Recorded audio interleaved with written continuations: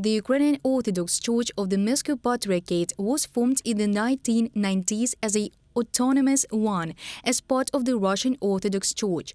However, the clergy were engaged not only in spiritual matters. Although they tried their best to hide the uncomfortable truth, they even removed the words of the Moscow Patriarchate from the name of the church. But such an adjustment did not change the very essence of it.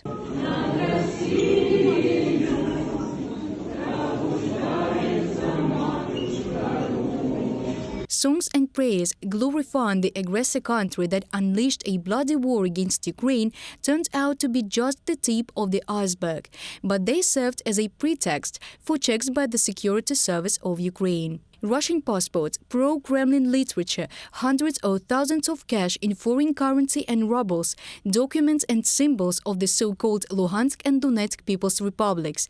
They even found dry rations of the Russian army and the monks with Russian citizenship, which they had received already during a full-scale war. The latest find of the special services was propaganda materials of an allegedly public organization headed by Viktor Medvedchuk, suspected of high treason. Libraries with pro-Kremlin literature, campaign leaflets of political parties banned in Ukraine, and Russian symbols were found on the territory of Ukrainian Orthodox churches of the Moscow Patriarchate.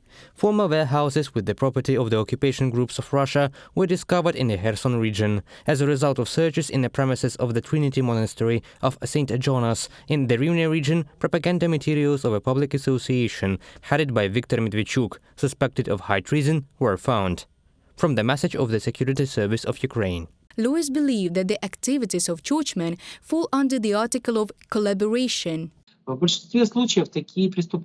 In most cases, such crimes are classified under the article collaborationism, that is, helping the enemy. It is appropriate propaganda, objections to Russian aggression and so on. If employees of the Ukrainian Orthodox Church of the Moscow Patriarchate violate these laws, they will be prosecuted. But it will be necessary to collect relevant evidence to do so, like there was the video of one of the priests in one of the churches glorifying Russia and the Russian army. The Moscow Patriarchate used every opportunity to destabilize the situation in Ukraine. For example, during the COVID pandemic, churchmen denied the existence of the virus.